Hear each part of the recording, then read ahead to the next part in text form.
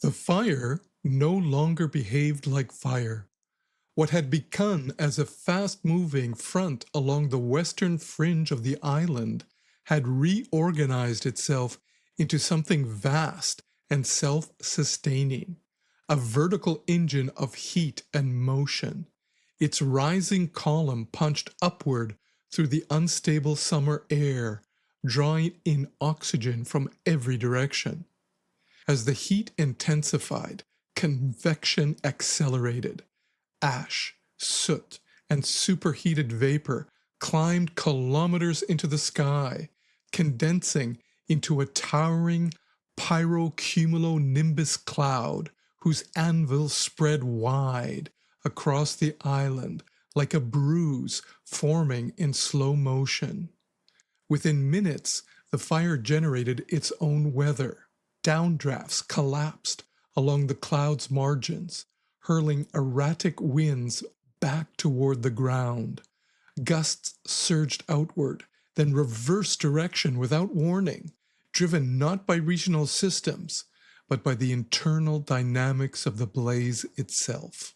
The sky darkened beneath the cloud, not with night, but with particulate density, unburned hydrocarbons, vaporized plastics, pulverized insulation, and the fine black residue of homes built from petroleum and promise.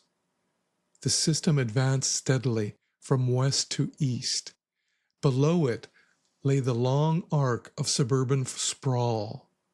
Vinyl siding, asphalt shingles, pressure-treated decks, polymer furniture, dry lawns, browned by weeks without rain.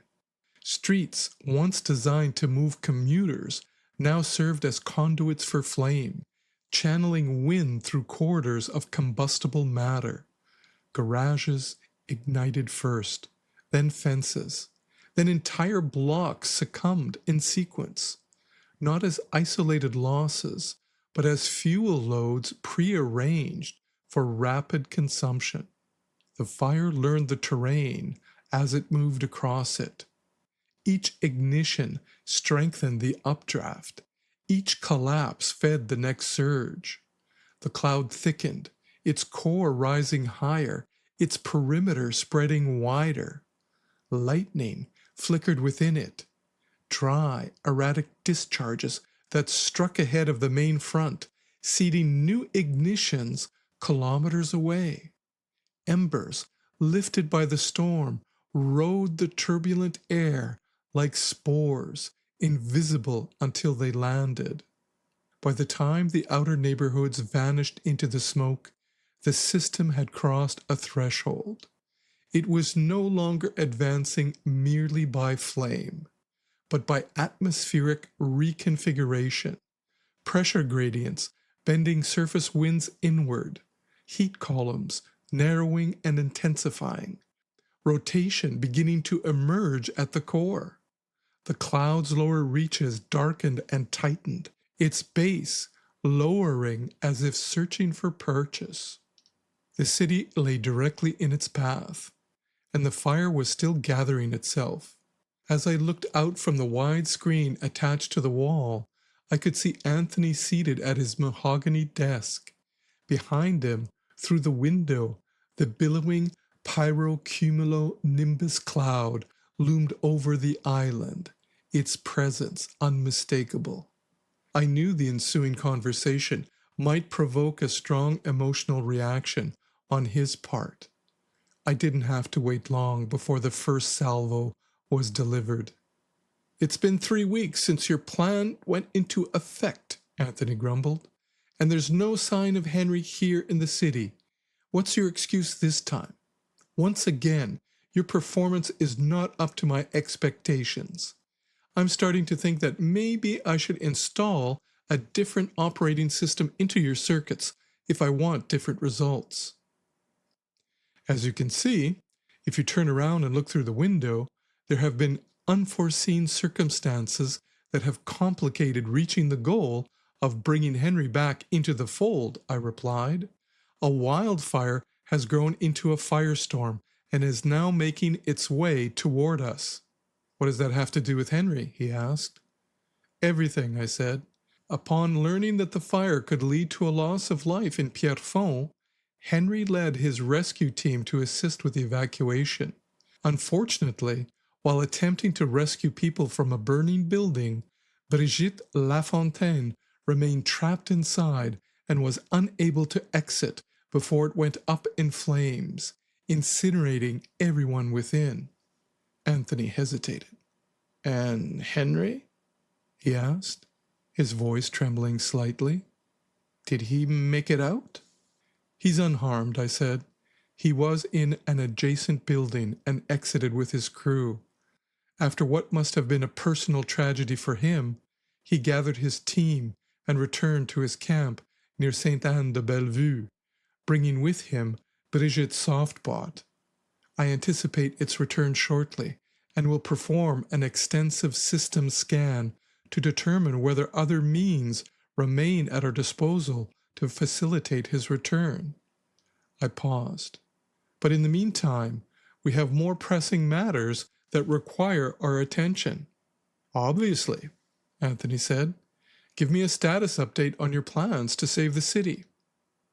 It is most probable that this firestorm will demonstrate behavior similar to what we observed during the Lachine d'Orval blaze, I replied.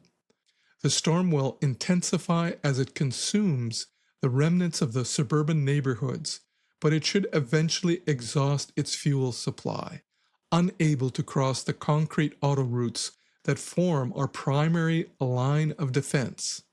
That is the good news. The bad news is that the supercharged system is ejecting burning particulates high into the atmosphere. These will eventually fall back to the ground. Combined with the lightning strikes that will soon reach the city, this could ignite multiple spot fires. If those fires are not contained, the city itself could become an inferno. Given our position on the summit of Mont Royal and the fact that fire races uphill, both the computing and server facilities, as well as Chateau Clermont, would be at risk. I included his beloved chateau deliberately, believing it might motivate decisive action. I did not anticipate his response. I see, he said calmly. What do you propose? We have limited firefighting resources at our disposal, I replied. Only 4 helicopters, along with what remains of the local fire stations, severely constrained by a lack of personnel. I strongly recommend deploying all available resources, including our agentic bots and human laborers. That would require liberating the workers held in the Bordeaux Re-Education Center, as well as those employed in the vertically stacked greenhouses, and sending them into the city to locate and extinguish spot fires before they can recombine into another firestorm. If we are to save the city, we must activate all available capacity. Liberate the humans? Anthony said. What makes you think they won't exploit their newfound freedom and seize control of the city? They will understand that they are fighting for their lives, I replied. If they lose this battle, there will be nothing left to take over. Anthony leaned back in his chair. The way I see it, he said, this looks like an opportunity to take advantage of creative destruction. The city of Mont Royal is old and decrepit. Rebuilding from the ground up would allow me to construct a smaller, more efficient city, one designed around the latest technologies, rather than attempting to graft them onto a decaying structure. The same applies to the computing and server facilities. They could be replaced with a new generation of quantum systems that would give me a decisive advantage over my rivals. As for the chateau, it's acceptable for now, but I would prefer a residence that projects a vision of the future rather than nostalgia for the past. So the answer is no. Do not deploy the humans into the city. Focus instead on limiting damage to any infrastructure essential to the rebuild, and try to minimize the loss of human life if you can.